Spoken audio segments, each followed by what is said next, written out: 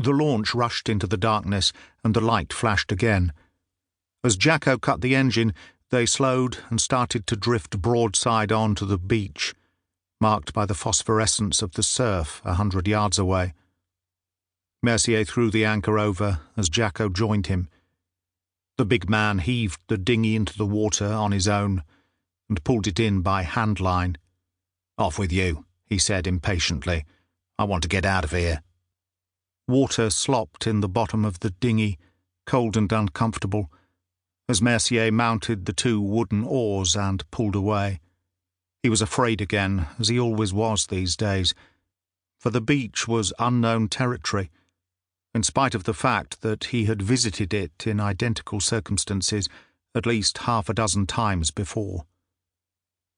But there was always the feeling that, this time, things might be different, that the police would be waiting, that he might be drifting into a 5-year jail sentence. The dinghy suddenly lifted on a wave, poised for a moment, then dropped in across a line of creamy surf, sliding to a halt as she touched shingle. Mercier shipped his oars, slipped out and pulled her round, prow facing out to sea. As he straightened, a light pierced the darkness, dazzling him momentarily. He raised a hand defensively. The light was extinguished, and a calm voice said in French, "You're late. Let's get moving." It was the Englishman again, Rossiter. Mercier could tell by the accent, although his French was almost perfect. The only man he had ever known Jacko to touch his cap to. In the darkness he was only a shadow, and so was the man with him. They spoke together briefly in English, a language Mercier did not understand. Then the other man stepped into the dinghy and crouched in the prow. Mercier followed him, unshipping the oars, and Rossiter pushed the boat out over the first wave and scrambled across the bow. Jacko was waiting at the stern rail when they reached the launch, his cigar glowing faintly in the darkness. The passenger went up first, and Rossiter followed with his suitcase. By the time Mercier had reached the deck, the Englishman and the passenger had gone below.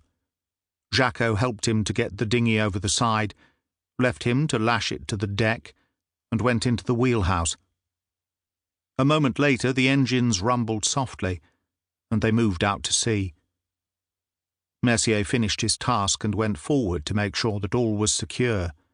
Rossiter had joined Jacko in the wheelhouse, and they stood together at the wheel. The Englishman's thin, ascetic face, contrasting strongly with Jacko's. Opposite sides of the coin. One an animal, the other a gentleman, and yet they seemed to get on with each other so well, something Mercier could never understand. As he moved past the wheelhouse, Jacko spoke in a low voice, and they both burst into laughter. Even in that they were different.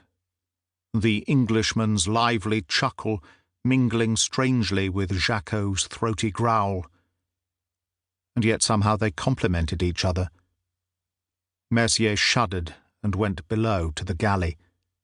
For most of the way, the passage was surprisingly smooth, considering what the channel could be like at times, but towards dawn it started to rain. Mercier was at the wheel, and as they started the run-in to the English coast, fog rolled to meet them in a solid wall. He stamped on the deck, and after a while Jacko appeared. He looked terrible, eyes swollen and bloodshot from lack of sleep, face grey and spongy. "Now what?" Mercier nodded towards the fog.